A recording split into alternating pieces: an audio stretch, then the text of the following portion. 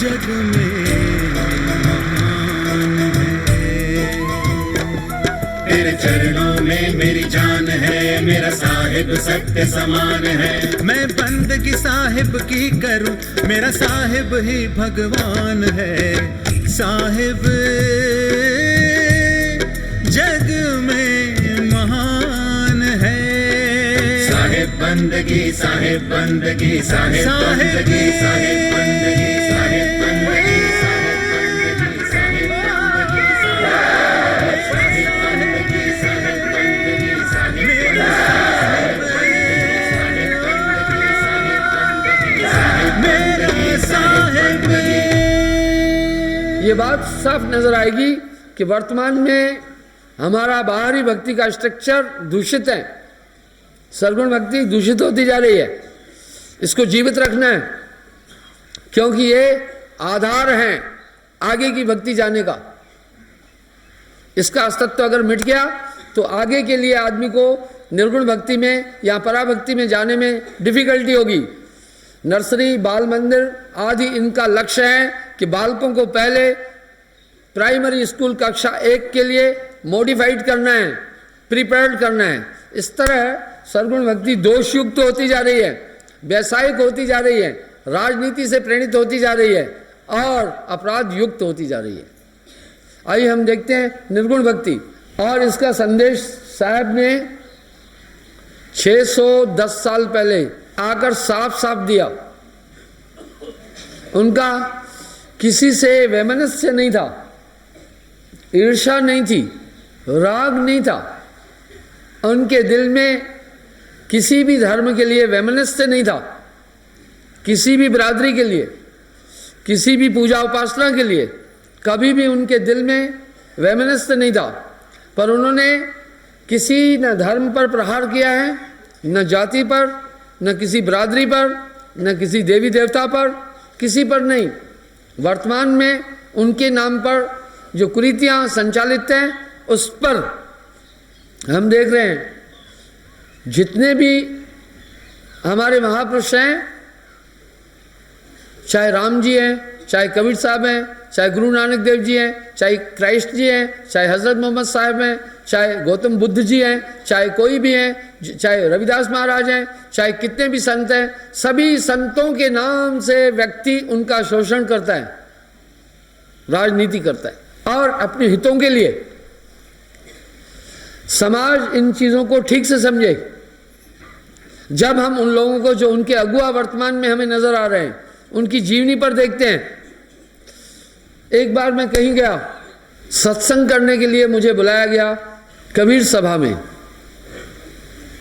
मैं चला गया, मैंने कहा भाई साहब की वाणी कहनी है। जब उस संस्था के लोग मैं देखे खुद दारू पिए हुए थे और साहब तो कह के जा रहे, अवगण कहूँ शराब का ज्ञानवंत सुन ले, मानुष से पशुआ करे द्रव्य गांठ को दे। तो क्या अनुकरण कर रहे थे? पर वो अगुआ थे, अगुआ थे। ये एक पंथ की समस्या नहीं है, एक जाति की, एक धर्म की, एक महात्मा की नहीं। जितने भी महापुरुष हैं सभी का शोषण करता है इंसान अपने हितों के लिए।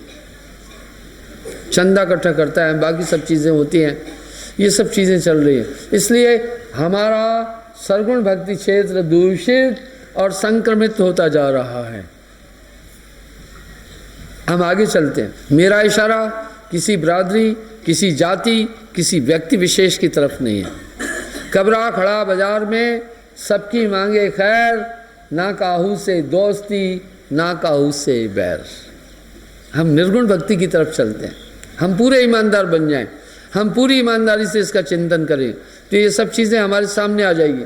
आइए हम देखते हैं निर्गुण भक्ति क्या है। निर्गुण भक्ति का मूल लक्ष्य, निर्गुण भक्ति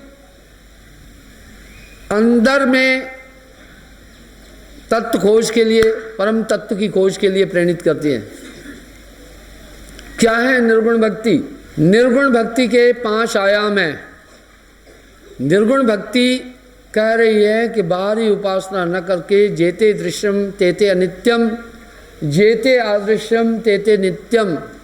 जो जो दृष्टिगोचर है सभी नाशवान है। और अपने आत्म तत्व को जानो, अपनी आप परमात्मा को जानिए।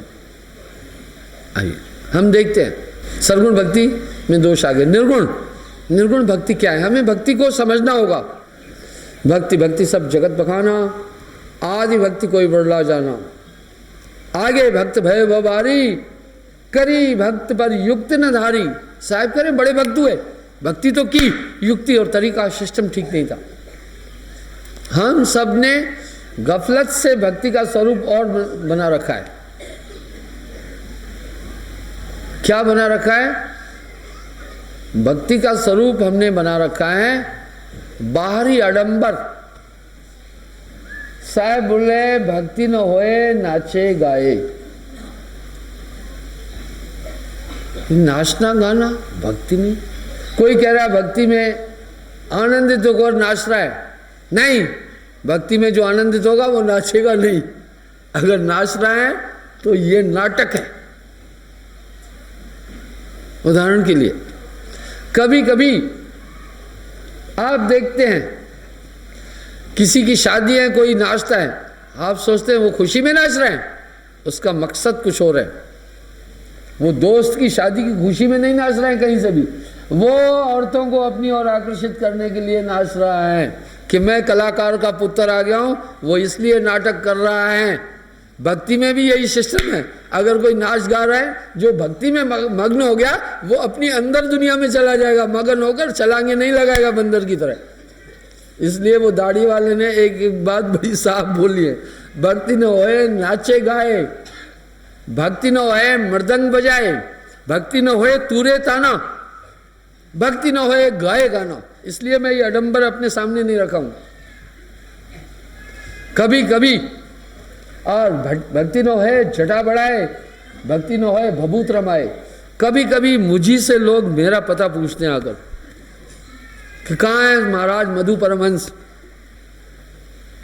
उन्होंने ये कल्पना की होगी कि स्वामी जी की दाढ़ी होगी लंबी लंबी, जटाएं होगी लंबी लंबी, चोला पहना होगा लाल लाल, क्योंकि हमने भक्ति का महत्व तो ये मान लिया है। बाहर भी कह रहे हैं गुणानिधि पूजा है गुण नचलिंग वस्त्रम। किसी भी एक महात्मा की पहचान उसके बाहरी अलंकरण और वेशभूषा नहीं है, वस्त्र आदि नहीं है, वो तो उसके लक्षण और गुण है। आगे कह रहे हैं भक्ति न होए तीरथ डोले। हम सोचते हैं चलो एक परिक्रमा करके आते हैं। मोस्टली जितने पिलग्रिम, जितने यात्री तीर्थ करने आते हैं 99% नहीं 95% सब टूरिस्ट है। उनमें श्रद्धा का नितांत अभाव होता है। धर्म स्थान पर यात्रा करके होटलों में पहुंच जाते हैं सीधे। आज हमारा धर्म क्षेत्र इस बिंदु की तरफ चल पड़ा है। हमें चिंतन करना होगा, निरीक्षण करना होगा, विचार करना होगा कि हम किस दिशा की तरफ जा रहे हैं। एक महापुरुष को समाज की यथार्थ में चिंता है, समाज की बड़ी चिंता है उसे, वो समाज का कल्याण चाहता है। क्यों? वास्तवम विश्वम कुटुंब कर्म। एक उदार हृदय वाला व्यक्ति पूरे समाज, पूरे ब्रह्मांड, पूरे विश्व को अपना परिवार मानता है। जैसे अच्छा गार्जियन अपने पूरे परिवार के लोगों की खैर करदम चाहता है, कुशलता चाहता है, उन्नति चाहता है, इस तरह एक महापुरुष संसार के लोगों को सत्य भक्ति की दिशा की तरफ ले चलना चाहता है। उसका ये लक्ष्य है। आइए, तो जो हम वर्तमान में आगे साहब बोल रहे हैं, भक्ति न होए जटा बढ़ाए, भक्ति न होए तीरथ डोले, भक्ति न होए पाहन सेवा, पाहन पूजा क्या तो ही सूझा। ऐसे साहब मानत नहीं, ये सब आए काल की छाई, मन ही नाचे मन ही गाए, मन ही हंसे मन ही रोवे, मन ही नाचे मन ही कूदे। कह रहे ये भक्ति नहीं, ये मन का खेल है। इसका मतलब है हम सब ने भक्ति का एक विकृत रूप अपने दिलो दिमाग में बसा रखा है। एक महात्मा का हमने जो रूप अपने अंतःकरण में बसाया है, ये यथार्थ नहीं है। तो आइए हम देखते हैं निर्गुण भक्ति। मैंने सरगुण भक्ति पर पहले आपसे बात की। इसमें भयभीत आंतकित करके भी धन लिया जाता है। जो आदमी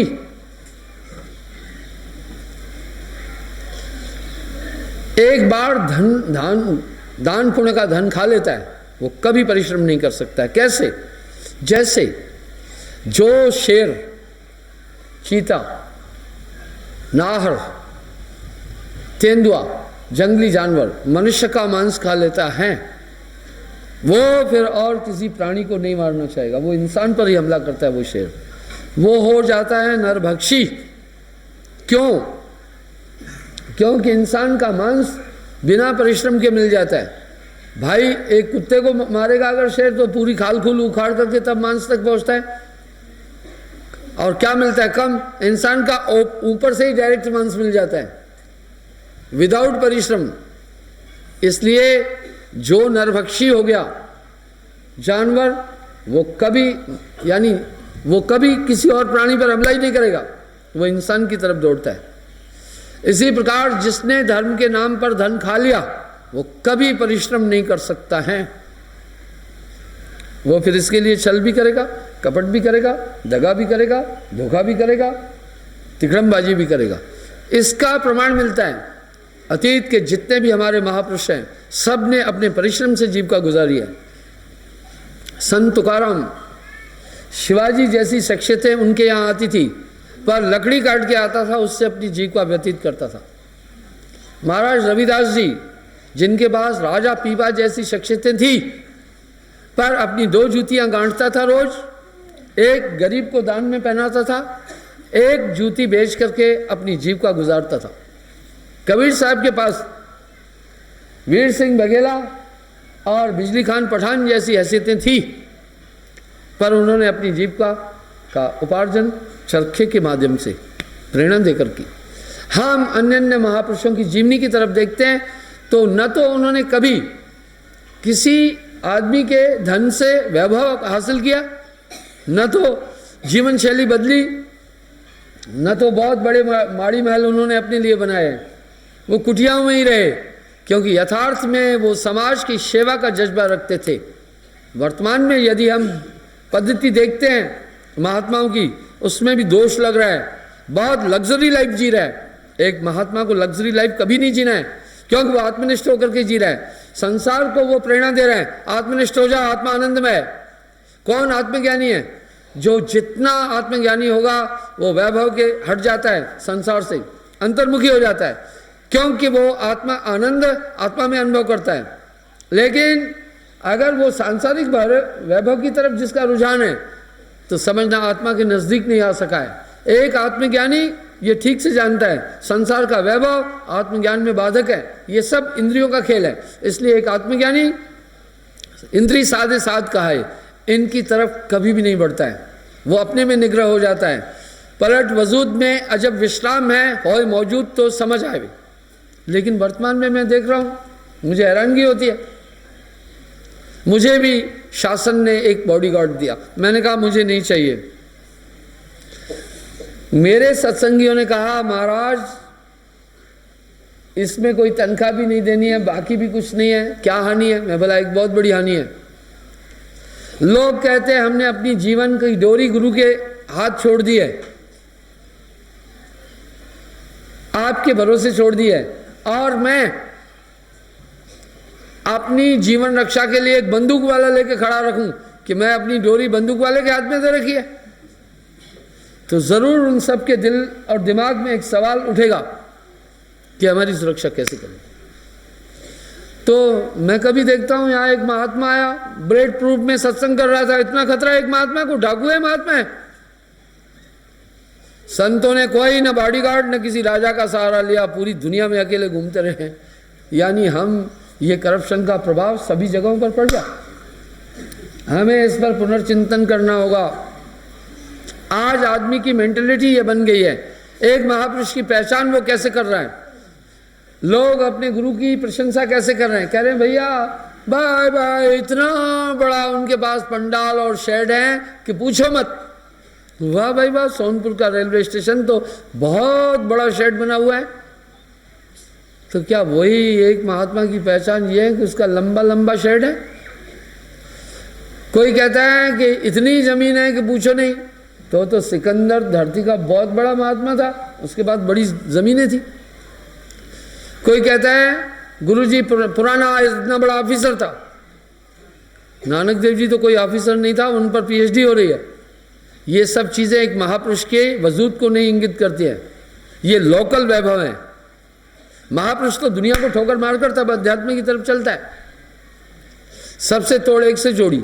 हम सबका मूल्यांकन करने का तौर तरीका भी अध्यात्मवादी और महात्माओं का बदल चुका है। कभी कभी यूँ होता है, इतने बड़े बड़े लोग उनके पास आ रहे हैं, बड़ा आदमी जल्दी भक्ति नहीं करता है, वो फंसा हुआ है ज़्यादा, वो फंसा हुआ है ज़्यादा। भक्ति दीन गरीबी से होती है। मैं ये नहीं कह रहा हूं कि अमीर लोग मत आओ, अमीर भी भक्ति में आएगा तो दुनिया का वैभव त्याग कर आना पड़ेगा। धर्मदास साहब के पास में 56 करोड़ रुपए सोने के थे। जब साहब की शरण में आया तो साहब ने कहा, लुटा दे गरीबों को, क्या करना ये धन। हे धर्मदास, भक्ति में बाधक होगा ये। और धर्मदास ने वो पूरा धन भंडारे करके समाप्त कर दिया और साहब से प्रार्थना कर रहे हैं, भक्ति दान गुरु दीजिए, गुरुदेवन के देव, जन्म पाए नहीं बिसरूं, करहूं पद सेवा, तीर्थ व्रत में ना करूं, नहीं देवल पूजा, मनसा वाचा कर्मना मेरे और न दूजा, सुख संपत्ति परिवार धन, सुंदर वर नारी, सपने इच्छा ना उठे, गुरु आस तुम्हारी। एक माई मेरे पास आई, इंसान भक्ति कर रहे हैं, ये चाहता है दुनिया का वैभव मिले, परमात्मा से ये मांगना है क्या? दुनिया का वैभव तो हमें और दुनिया में उलझा देगा। एक बार एक माता मेरे पास आई, प्रणाम किया, नमस्कार किया, बोला महाराज मनोकामनाओं को पूर्ण करना। मैं बोला सुनो, हे माता गलत ठिकाने पर पहुंच गई हो, यहाँ मनोकामनाओं को चूर्ण किया जाता है, पूर्ण नहीं। कोई और ठिकाना ढूंढ लो।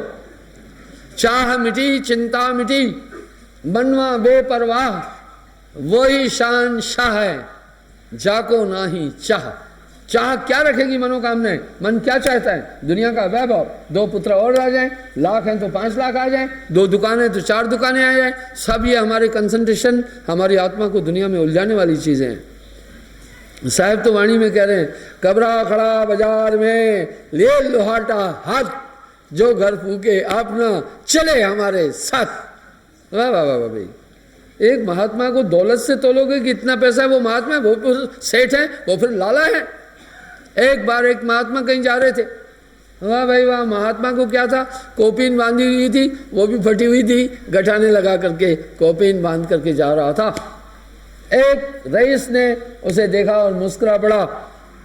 उसकी फटी हाल स्थिति देखकर महात्मा ने कहा, ओ सेठ, जितना तू बाहर से अमीर दिख रहा है उतना तू अंदर से गरीब है। जितना मैं बाहर से गरीब दिख रहा हूं उतना मैं अंदर से अमीर हूं। तो एक महात्मा की पहचान रुपयों से, शेडों से, जमीनों से, जायदाद से, हेलीकॉप्टरों से करना बड़ी बेवकूफ़ी है। हमें एक महात्मा का वजूद, फिर तो वो और उलझा हुआ है। साहब ने अपने शब्द में एक बात कही, 7 गांठ कोपीन में, कोपीन महात्मा लोग बांधते हैं कपड़े की, लंगोट की तरह 2 कपड़े होते हैं, एक कमर में एक कांच करके बांधते हैं। 7 गांठ कोपीन में मन नहीं आने शंक, तभी भी नाम अमल माता रहे, गिने इंद्र को रंक। वाह भाई वाह, कह रहे हैं जो भजन करने वाला आदमी महात्मा है, अगर उसकी कोपीन में भी, लंगोटी में भी 7 गठाने, गठान आदमी कपड़े में कब लगाता है? जब ज्यादा फट जाता है।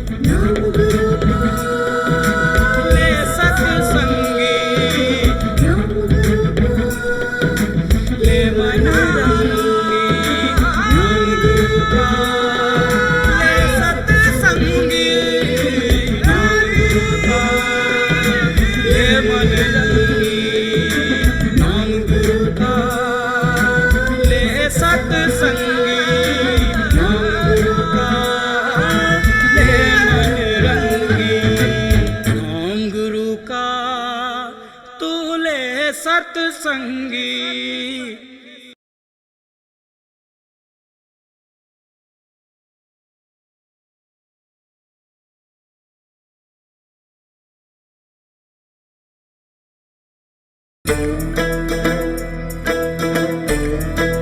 हो साहिब,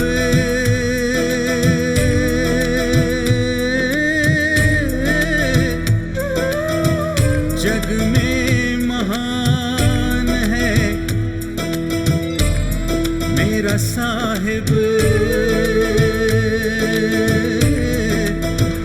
जग में महान है। तेरे चरणों में मेरी जान है, मेरा साहिब सत्य समान है। मैं बंदगी साहिब की करूं, मेरा साहिब ही भगवान है। साहिब जग में महान है। साहिब बंदगी, साहिब बंदगी, साहिब बंदगी, साहिब बंदगी, साहिब बंदगी, साहिब बंदगी, साहिब बंदगी, साहिब बंदगी,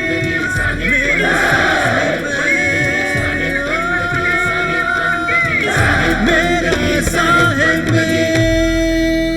कह रहे हैं जो भजन करने वाला आदमी महात्मा है, अगर उसकी कोपिन में भी लंगोटी में भी 7 गठाने, गठान आदमी कपड़े में कब लगाता है? जब ज़्यादा फट जाता है, सिलने के काबिल नहीं रहता है तो गठान लगाता है। अगर उसकी कोपिन में 7 गठाने भी है, मन में उसको तभी भी शंका नहीं होती है।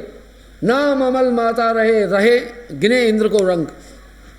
नाम रत्न धन ये बहुत ऊंची पूंजी है। जब तक हमारा ध्यान दुनिया में अधिक उलझा रहेगा, हम भक्ति रत्न को नहीं प्राप्त कर सकते हैं। कबीर मन तो एक है, भावे जहाँ लगाए, भावे गुरु की भक्ति कर, भावे विषय कमाए। इसलिए वर्तमान में जो हम भक्ति का एक आडंबर देख रहे हैं, वो डेकोरेशन, डांसिंग और इन सब चीज़ों तक ही सीमित हो गया है। ये भक्ति नहीं है। साहब ने कहा ये भक्ति नहीं है। कम से कम तुम भक्ति के बहम में, ये बाहरी आडंबर में फंसे हुए हो। साफ साफ कह दिया। बुल्ले शाह ने भी कहीं कसर नहीं छोड़ी। कह रहे हैं ठाकुर द्वारे ठगे बसते, तीर्था विच धावड़ी, विच मसीदा कोस्ती बसते, आशिक रहन अलग। भाई बुल्ले शाह उच्च कोटि के संत हुए, वो साफ बोल के जा रहे हैं। ये तो हाल मैं बाहरी भक्ति का बोल रहा हूँ। और निर्गुण भक्ति देखते हैं। दूषित और ब्रह्मांक भक्ति में आज मनुष्य जी रहा है। ये क्या है? निर्गुण भक्ति। निर्गुण भक्ति है अंदर में परमात्मा को खोजना। वो अंदर में वो भी बात कर रहे हैं, वो भी कह रहे हैं अंदर में मालिक को खोजो। ठीक है, आयाम क्या है उसके, सूत्र क्या है? पंच मुद्राएं। जितने भी निर्गुण भक्ति के पंथ हैं पंच मुद्राओं पर आश्रित है। खेचरी, भूचरी, चाचरी, उन्मुनी, अगोचरी, पंच मुद्राएं। मैंने एक साहिब की रमेनी में इसका उल्लेख किया कई बार। साहिब ने इस निर्गुण भक्ति को भी दायरे में काल पुरुष की सीमा में बोला है। इससे आगे भेद कहा। दादू दयाल साहिब की पुष्टि कर रहे हैं साहिब की भक्ति की। कोई सरगुण में रीझ रहा, कोई निर्गुण ठहराए, अटपट चाल कबीर की, मुंह से कही न जाए। वाह भाई, कह रहे हैं कोई तो सरगुण भक्ति में, कोई निर्गुण में, पर साहिब की चाल अटपट दोनों में नहीं। हिंदू तो हद में चले, मुसलमान हद पार, यानी निर्गुण में। दादू चाल कबीर की, दोनों दीन में ना है, दोनों दीनों में नहीं। इसलिए निर्गुण भक्ति में भी दिखावा आ गया। खेचरी, भूचरी, चाचरी, उन्मुनी, अगोचरी। साहब ने एक ही शब्द में इसका निरूपण किया। प्रथम पूर्ण पुरुष पुरातन 5 शब्द उच्चारा जी। सोहं सत ज्योति निरंजन कहिए रणकार ओंकारा। कई बार बोल चुका हूं। पहले निर्गुण भक्ति में देखते हैं। योग है ये। सर्वप्रथम सर्वशक्तिमान ने 5 शब्द उच्चारे। सोहं सत ज्योति निरंजन कहिए रणकार ओंकारा। सोहं सत ज्योति निरंजन रणकार ओंकार। शब्द ही निर्गुण, शब्द ही सरगुण, शब्द ही वेद बखाना, शब्द ही पुनकाया के अंदर कर बैठा अस्ताना। शब्द ही निर्गुण, शब्द ही सरगुण और शब्द ही ये 5 लोक वेद रच 4 खान 84 लक्ष्य बनाया। इसी से पूरी दुनिया बनी। ज्योति निरंजन से अग्नि तत्व, सत्य से पृथ्वी,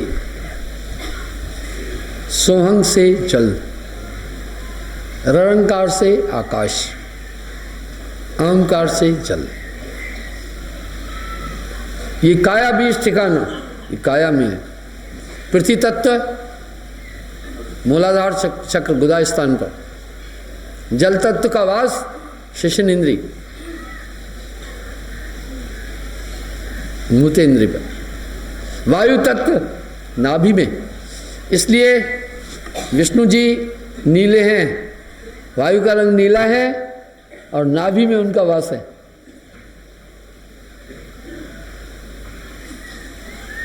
अग्नि तत्व मुख में, इसलिए मुख के अंदर भी लाल रंग है। आकाश तत्व सुषुम्ना के मध्य में। पांचों तत्व काया के अंदर निवास कर रहे हैं। 14 देव बसे या तन में नित नित निर्भय गाजे। ये 14 देव भी शरीर के अंदर है। आगे साहब कह रहे हैं, जो जाकी उपासना किया उसका कहूं ठिकाना। जो जिसकी उपासना किया उसका ठिकाना कहता हूं। ज्योति निरंजन चाचर मुद्रा वो है नैनन माही। तिसको जाना गोरख योगी महातेज हैं ताही। गोरखनाथ चाचरी मुद्रा में जाकर तीसरे तिल में ध्यान करते थे।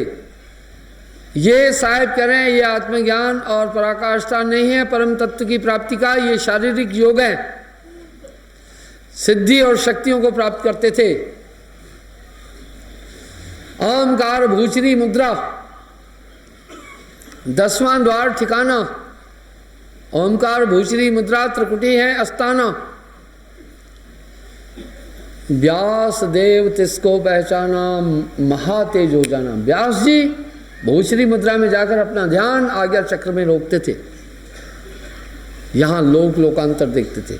बोला ये विजन जो, ये देखा जो, ये भी हमारे कोशिकाओं का खेल है।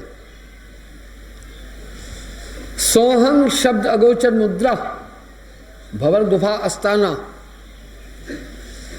शुकदेव तिसको पहचाना महा सुन अनहत की ताना। शुकदेव जी अनहत की धुनों को सुनते थे और बंकनाल में ध्यान रोकते थे। कहते थे यही धुने यही शब्द परम तत्व है। साहब कह रहे नहीं, जिसने प्रकाश को देखा वो उसी को परमात्मा मान रहा है। जिसने अंदर में धुने सुनी उसी को परमात्मा मान रहा है। साहब ने इन धुनों को कभी भी परमात्मा नहीं माना। साहब कह रहे हैं जाप मरे अजपा मरे अनहद भी मर जाए।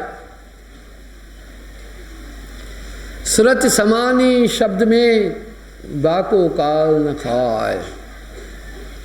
चौथा करें सत सब सो उन्मन मुद्रा वह प्रकाश सनई। तिसको जिलमिल जोत दिखाना जाना जनक विधेयी।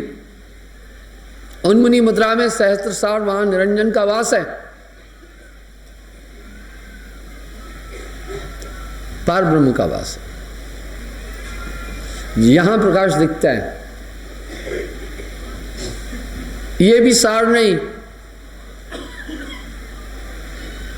5वां नाम कह रहे हैं ररंकार खेचरी मुद्रा। 10वां द्वार ठिकाना ब्रह्मा विष्णु महेश आदि ने ररंकार को जाना। मैं आपको बताता हूं 7 तारीख का मेरा प्रोग्राम 7 फरवरी का दिल्ली में था। एक आदमी मेरे पास आया, बोला महाराज आपसे दीक्षा लेनी है। दिल्ली में हमारा आश्रम नजफगढ़ के पास झड़ुंदा कलां गांव, उससे आगे 1 किलोमीटर बहादुरगढ़ वाले रोड पर। पर महाराज एक बात बताओ, मैंने पहले गुरु एक किया था,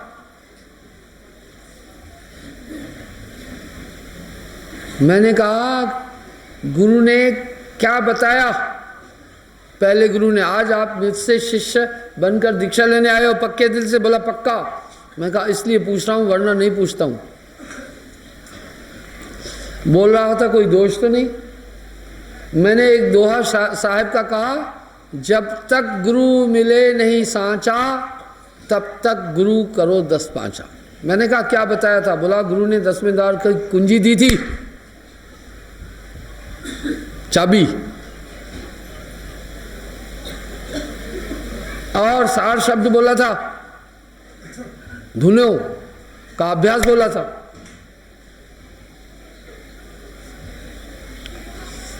मैंने कहा कुंजी स्टील की थी या कैसी थी? बोला मैंने बता कुंजी बता। ये कुंजी साहब ने भी बोली है, कुंजी बताए दूं ताला खुलन की, करो रे जतन सखी साईं मिलन की। मैं जानता था कुंजी कोई लोहे की नहीं दी है, या इधर कोई ताला लगा नहीं है कुंजी। वो बोला कुंजी, 24 साल से वहां का नाम ही था। बोला 10वें द्वार में खुलता है तो हम अपने अंदर प्रकाश देखते हैं। मैं कहा कौन सा? बोला नीला, पीला, लाल, सफेद, ये देखते हैं। बस यही तूने 10वें द्वार समझ लिया। मैं कहा ये नीला रंग कहाँ से आया, ये पीला रंग कहाँ से आया, ये हरा ये लाल रंग कहाँ से आया? चुप हो गया, पता नहीं था। ये कुंजी मान रहा था। थोड़ा आंखों को दबाओ तो थोड़ी देर में ये सभी कलर आएंगे। कुछ लोग बल्ब जलाकर बताते हैं यही है परमात्मा, बस इसका ध्यान करो। ओ भाइयों ये नीला रंग कहाँ से आया? मैंने उससे पूछा, वो इसी को कह रहा था। 10वां दरवाजा खोल दिया गुरुजी ने। ये थी कुंजी। मैंने कहा बड़ी गफलत में हो, 5 तत्व हमारे भ्रुकुटी में घूमते हैं, जल, अग्नि, पृथ्वी, वायु, आकाश।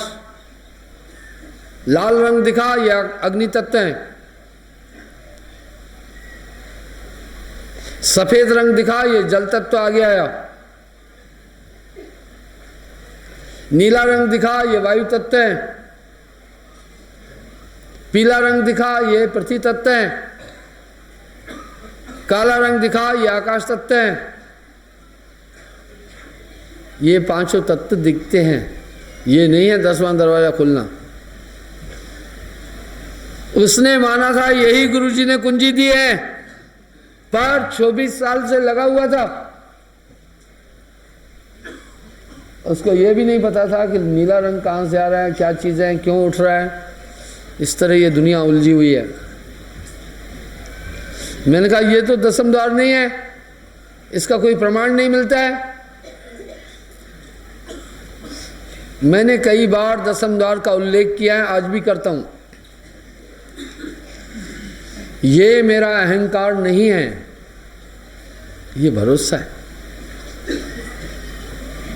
फिर वो मुझे कहने लगा कि आप 11वें दरवाजे का भेद देते हो इसलिए आया हूं। मैं बोला पहले तू 10वें का सुन। तूने गफलत से ये जो आंख दबाकर रंग दिख रहे हैं इन्हीं को 10वां द्वार समझ लिया।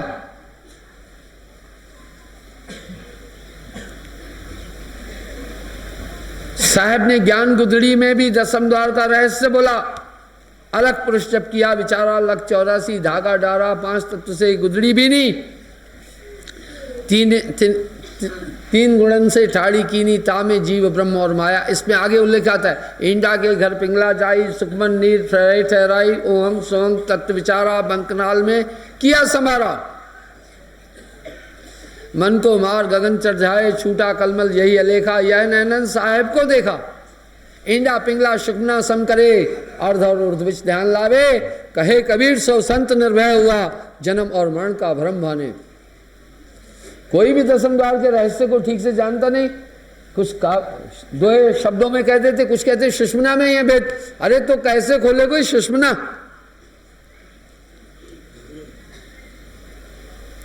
गुरुजी ने बताया, किसी को नहीं बताना। मैं कहा गुरुजी को भी पता नहीं है सुषमना कैसे खुलती है। पवन ने धूका दिया तब गगन गर्जो आए के, ये योग है। दसम द्वार खोलना भी योग है। संतत्व की धारा योग से ऊपर कह रही है। मैंने कहा बाबा सुनो, दसम द्वार कहाँ है, कैसे खुलता है? बाएं ईंडा दहने पिंगला मध्य सुषमना होई। बाएं ईंडा दहने पिंगला, एक टाइम पर ये रहट की तरह चलती रहती है। ये सुषमना नाड़ी पवन, गगन की गुफा को पवन से साफ कर, पर गुरु के सानिध्य के बिना यह भी काम नहीं करना। ये घट मंदिर प्रेम का, मत कोई बैठो धाय, जो कोई बैठे धाय के बिन सिर सेती जाए।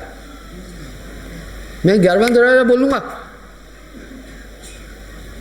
आपको भ्रमांत नहीं कर रहा हूं। जब तक मन जीवित है 11वां दरवाजा नहीं खुलता है।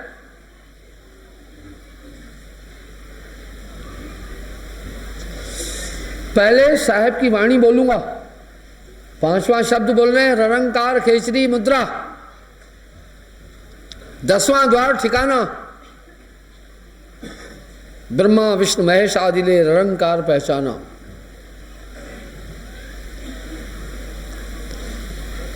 सिद्ध साध त्रिदेवा आदिले 5 शब्द में अटके। मुद्रा साध रहे घट भीतर, फिर औंधे मुंह लटके। परम पुरुष घर अदरतार है, अदरतार के आगे, उसके आगे कोई न बखाने, सभी शब्द में पागे।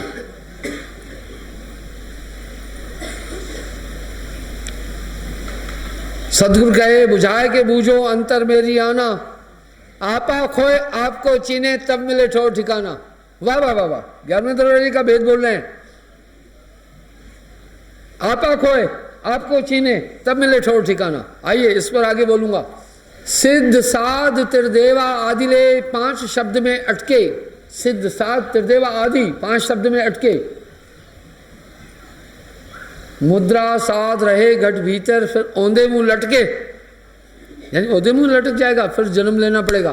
परम पुरुष घर अधरतार हैं, इसका मतलब है 10वें द्वार से ऊपर की बात बोल रहे हैं। अधरतार मकर तार के भेद को जानत सन सुजान। सब 10वें द्वार और पंच मुद्राओं का ध्यान भी नहीं बोल रहे हैं, ये कह रहे हैं ये योग है। परम पुरुष घर अधरतार है, अधरतार के आगे, उसके आगे चलना है, उसके आगे कोई न बखाने, सभी शब्द में पागे।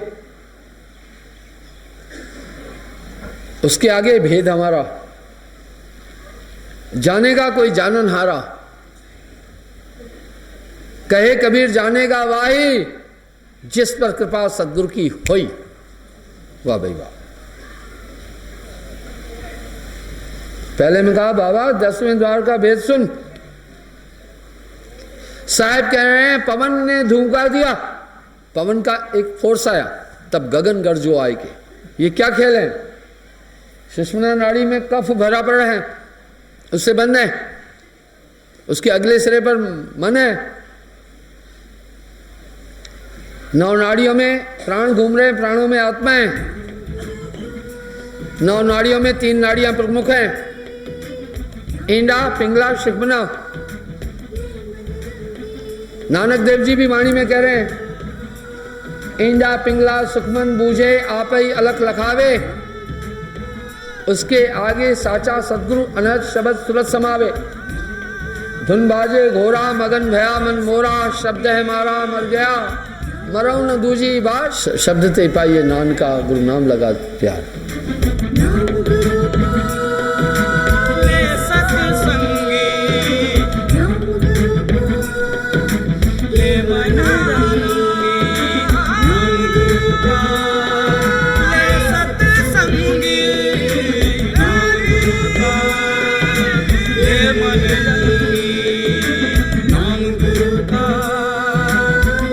सत्संगी नाम गुरु का ले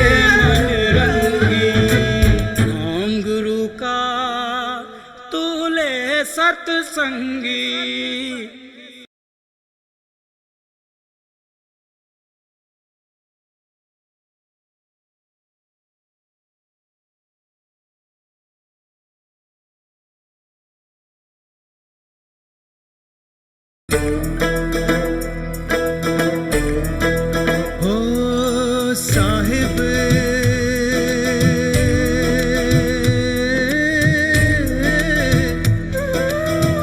जग में महान है मेरा साहिब,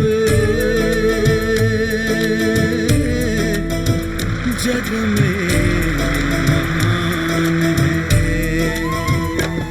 तेरे चरणों में मेरी जान है, मेरा साहिब सत्य समान है। मैं बंदगी साहिब की करूं, मेरा साहिब ही भगवान है। साहिब जग में महान है।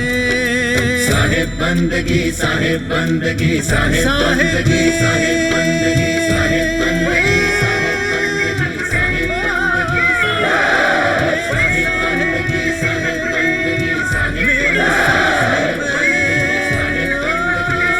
बंदगी, साहिब मेरा साहिब।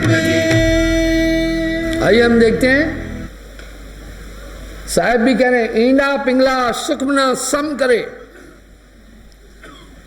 अर्ध और उर्द विच ध्यान लावे, कहे कबीर सो संत निर्भय भया, जन्म और मरण का भरम माने। ईंडा के घर पिंगला जाई, सुखमन नीर रहे ठहराई, ओहंग समहंग तत्व विचारा, बंक नाल में किया संभारा। क्यों भटकता फिर रहा है तू तलाशे यार में, रास्ता शाहरग में है दिलबर पे जाने के लिए, पर मुर्शिदे कामिल से मिल, सिद्क और सबूरी से तकी, वो तुझे देगा फहम शाहरग में जाने के लिए। इसी शाहरग को, शिश्मना को मुस्लिम सूफी संतों ने शाहरग कहा। इसका मतलब है शिश्मना में रहस्य है, पर केवल शिश्मना शिश्मना चिल्लाने से काम नहीं होगा। पर मैं तो शिश्मना का भेद ही नहीं बोल रहा हूं, हमारा लक्ष्य आगे है, हमारी टिकट आगे की है। नौ द्वारे संसार सब, 10वां योगी तार, एकादश खिड़की बनी जाना संत सुजान। भाई टिकट आपकी मुंबई की है, लेकिन रास्ते में दिल्ली पड़ता है तो होके तो जाना है ना। कई लोग इस 10वें द्वार के लिए भ्रमित हैं। 10वें द्वार बहुत मुश्किल काम नहीं है, पर जह जाना तह निकट है, समझ गया तो ठीक है। हर इंसान के अंदर 6 शरीर है, हर इंसान के अंदर 4 अवस्थाओं का गुण है, सुसुप्ति, जागृत, तुरिया, स्वप्न। 6 शरीर हर आदमी के शरीर में है। स्थूल सूक्ष्म कारण, महाकारण, ज्ञान, विज्ञान। मैंने कहा बाबा 10वें द्वार ऐसे खुलता है, हमारे शरीर में 10 पवन है, इसमें सबल वायु भी है। अपान, समान, उदान, प्राण, सर्वतन, व्यान, देवदत्त, किरकिल, नाग, धनुज, व्यान, सबल, ये 10 वायु ये शरीर में बिखरी है। इसी में आत्मा है, प्राणों में रम गई आत्मा। प्राण 9 नाड़ियों में, 9 नाड़ियां उपनाड़ियों में। रक्त का संचार भी ये वायु के द्वारा हो रहा है, फोर्स भी वायु के द्वारा बन रही है। पवन का पूरा खेला है। अपान गुदा पर है, इसको उठाते हैं वहां से। उदान कलेजे में उठाते हैं। प्राण हृदय में उठाते हैं। समान जोड़ों में है। सर्वतन व्यान पूरे बॉडी में है।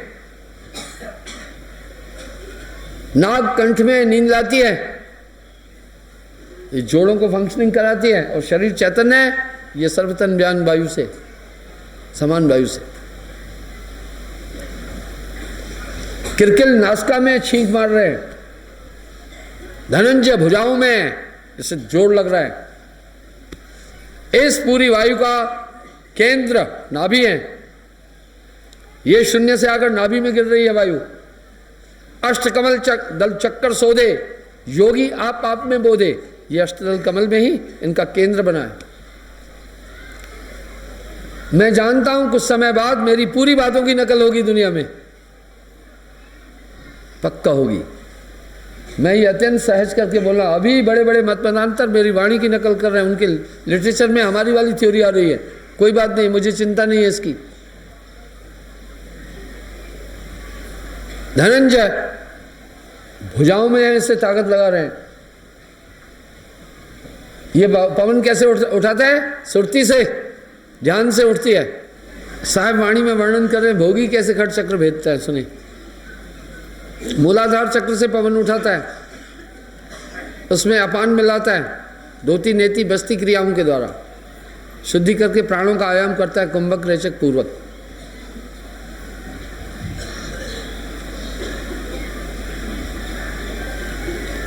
अपान में प्राणों का लय, अपान में उदान का लय करता है, उदान और अपान को प्राणों में लय कर देता है। इसको यज्ञ भी कहा। प्राणों को लेकर के, अब पवन को लेकर के ऊपर चलता है, नागवायु का मिश्रण करता है धनंजय और पूरे शरीर को सीज करता है। इंडा और पिंगला के मध्य में आता है, समस्त वायुओं का निग्रह करके प्रबल वायुओं से फिर सुषुम्ना नाड़ी को खोलता है। कैसे खोलता है? कफ हटाता है वहाँ से। कफ कैसे हटती है? जैसे आप देखो शीशे पर धूल है तो आप फूंक मारते हैं, साफ हो जाती है। किसी बोतल में अगर धूल है आप फूंक मारते हैं, साफ हो जाती है। अब ये प्राणों को उठा करके इंडा पिंगला के माध्यम से खींचता है, मध्य की नाड़ी सुषुम्ना को खोलता है और आज्ञा चक्र में आकर इंडा पिंगला लाय करके आज्ञा चक्र के अग्रभाग में पवनों का निरोध करके आनंद को पाता है, यानी शून्य से चला। भोगी उल्टा चलता है, योगी ऊर्ध्वमुखी हुआ और भोगी अर्धमुखी हुआ, वो भी अमर हो जाता है। भोगी भी कैसे अमर है? जब तक संतान है। कह रहे हैं जिम भोगी तिम योगी देखे, कमल भेद दोनों एक लेखे। दोनों कमलों पर आते हैं। धुंध दीव दोनों मिल खेला, इत नारी उत गुरु और चेला। बोला दोनों में धुंध है, उधर तो योग में तो गुरु और चेला, इधर नारी और पुरुष। योगी उर्ध पवन चढ़ाए, भोगी अध पानी ले आई। योगी काल के दायरे में, भोगी उल्टा चलता है। जब संभोग की प्रबल इच्छा होती है, मात से मात पहले मिलाता है, तब मात से पानी चला, यानी बीज मस्तिष्क से चला। आगे साहब बोले नाद के बल योगी अविनाशी, बिंद के बल भोगी सुख राशि। नाद की ताकत से योगी, यानी धुनों की ताकत से योगी खट चक्र तक पहुंचता है आनंद में, और भोगी बिंद यानी बीज के द्वारा आनंद की तरफ चलता है। दोनों एक ही बात है। आइए देखिए कैसे योग भोग एक जैसा है, इसलिए साहब ने योग भोग दोनों से परे की बात बताई। सो सदगुरु में भावे जो भोग में योग दिखाए। बात में वजन है। कह रहे हैं नार पुरुष जब भय संयोगा, दोनों मिल भोग सुख भोगा। मात से जब मात जुड़ई, शिखर कमल ते बिंद उतरई। माथे से माथा मिलाया, वहां से भीड़ चला। देखो साहब ने कुछ नहीं छोड़ा है। नेत्र से नेत्र जुटे जय बारा, द्वेदल कमल भेद चह पारा। फिर नेत्र से नेत्र मिले, पारा बीज को कहते हैं। अब आ गया आगे, कह रहे हैं मुख से मुख जय अवसर चूमा, तबही बिंद अधो दिस घूमा। मुख से मुख का चुम्बन किया तो बीज डाउन आया। तब फिर क्या करता है? आगे कह रहे हैं तब खोडस कमल बंधाना, द्वादश दल पर पुण्यस्ताना। फिर गले से गला मिला देता है। अब बीज कंठ से पर आया। फिर कह रहे हैं अनहद चक्र ते बिंदु उतारा, मणिपूर्वक आसन मारा। फिर वक्ष से वक्ष मिला देता है। अनहद चक्र से बीज जब नीचे आ रहा है, मणिपूर्वक फिर नाभि से नाभि शरीर मिलाया। मणिपूर्वक ते हेठ को हेरा, स्वादिष्टान चक्र कर डेरा। नार पुरुष मिल धुंध मचाया, स्वादिष्टान उतर जल आया। कह रहे हैं फिर स्वादिष्टान चक्र में वो बीज धुंध मचाने का मतलब मूवमेंट किया, युद्ध की तरह ही हुआ। तब बीज जाकर स्वादिष्टान चक्र पर पहुंचा। अब योगी भोगी कैसे अमर हो गया? गर्भ में स्थित हुआ, बालक आया, वो उसी का रूप हुआ। इसलिए भोगी भी अमर हुआ जब तक दुनिया उसका वंश रहा, योगी भी। पर यह माया के दायरे के अंदर आया। साहब ने दोनों से परे बोला, इसलिए साहब ने भोग और योग एक ही बात बोला।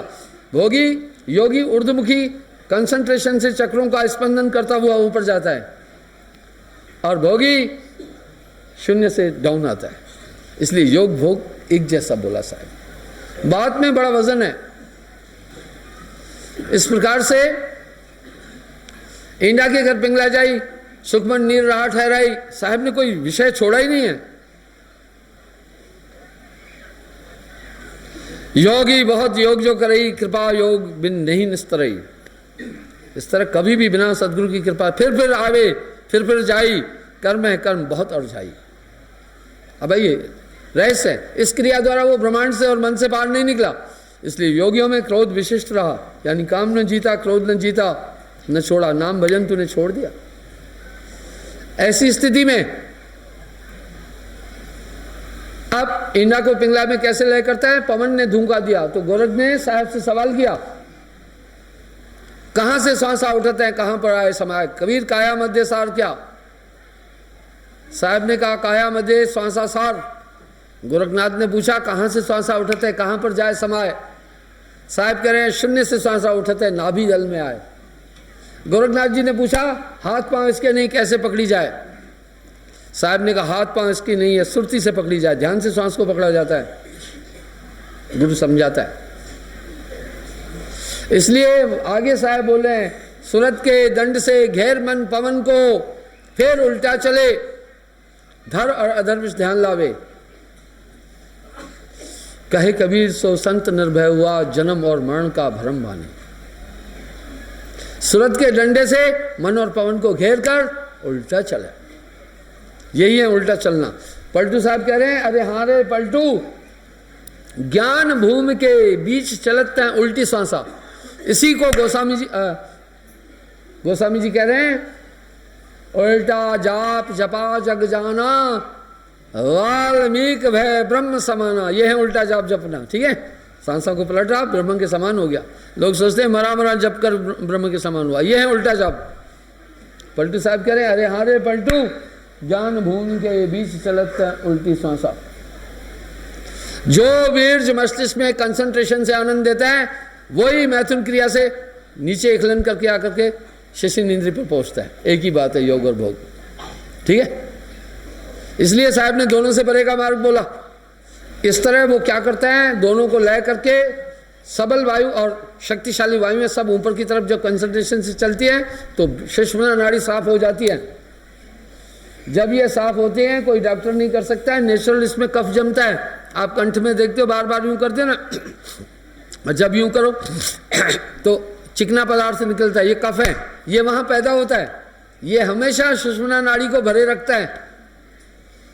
जैसे आपकी लार ग्रंथियां पैदा होती हैं, इस तरह ये कफ पैदा होता है सुषुम्ना के अंदर, ये हमेशा इसको बिजी रखेगा।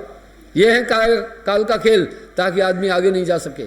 तो सुषुम्ना को पवन से धूका दिया, गगनगढ़ जो आए के सांस ऊर्ध्वमुखी हुई, ये गला दिया वो कफ, और सांस ऊपर जाने लगी। पूरे शरीर की चेतना सिमट करके आज्ञा चक्र में आ गई। अब ऊपर चली सुषुम्ना नाड़ी के अंदर। जैसे ये चलने लगी, धीरे धीरे शरीर का पूरा सिमटा ऊर्ध्वमुखी अष्टम कमल में चला जाता है, और योगी छठे कमल तक जाता है। योगेश्वर 7वें सहस्त्रसार और 8वें कमल तक संतों ने कहा। साहिब करें सूरत कमल को भेद बताऊं, इसको संतों ने सूरत कमल कहा। ये शीश से 1.25 हाथ ऊपर है, मकर तार का माध्यम है। आगे कह रहे हैं अष्टकमल दल। अब नानक देव जी भी कह रहे हैं 8 अटा की अटारी मजारा, देखा पुरुष निनारा। न निराकार न आकार न ज्योति, नहीं तय काल पसारा। ओमकार करता नहीं कहिए, नहीं तय काल पसारा। वह साहिब सब संत पुकारा, और पखंड है सारा। सतगुरु चीन दीन ये मार्ग, नानक नजर निहारा। उगड़ा वह द्वारा, वाह गुरु दरबारा।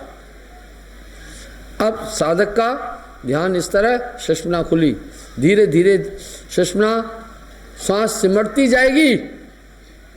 सुषुम्ना में प्रवेश भंवर गुफा से होते हुए सांस सिमटती जीरो बन जाती है।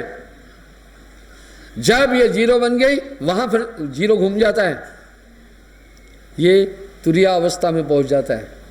नुक्ते के हेर फेर में खुदा से जुदा हुआ, नुक्ता पलट के एक किया तो खुद खुदा हुआ। लेकिन बीच में मन है जो आपके ध्यान को हटा देगा, फौरन आपकी सांस पर नाभि में गिराएगी। इसलिए मन का काम है सांस को ऊर्ध्वमुखी नहीं जाने देना।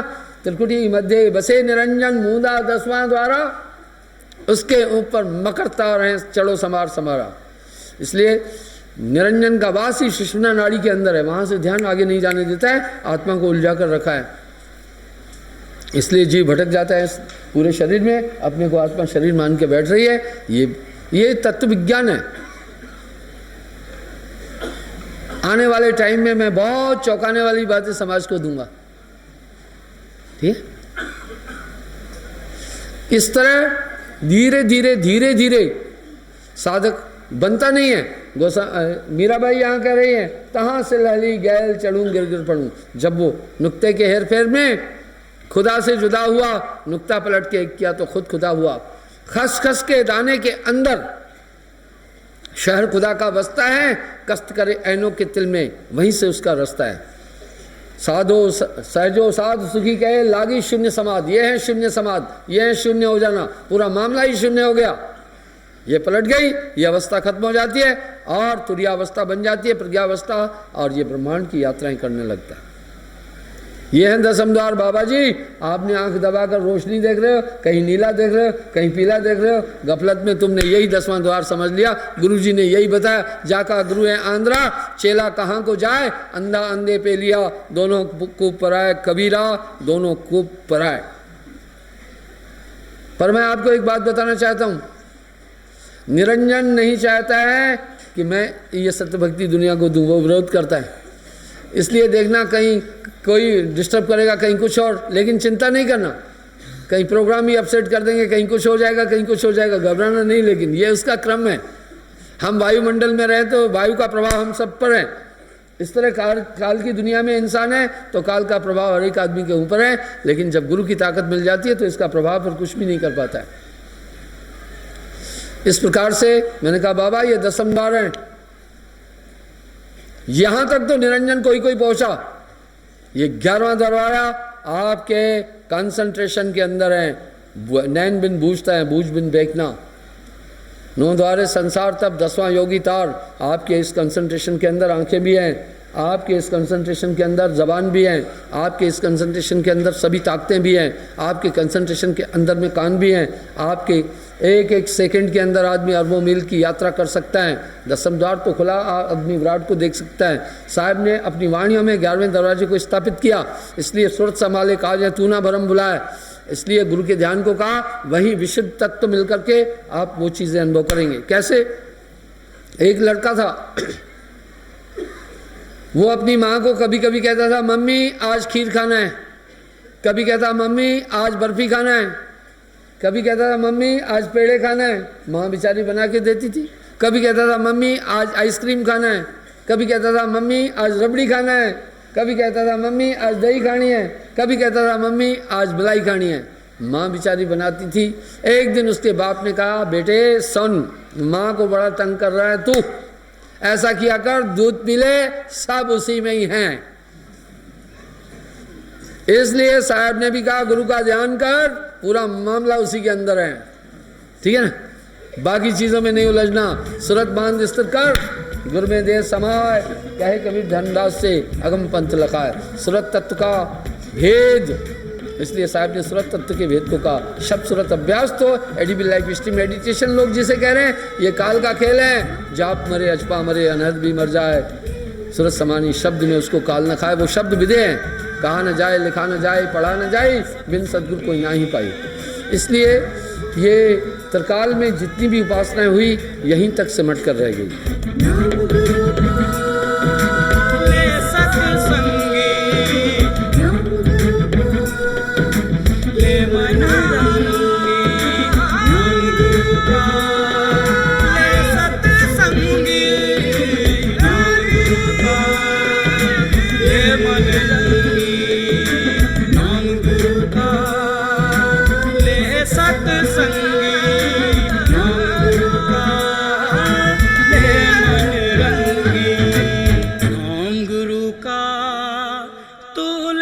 सत्संगी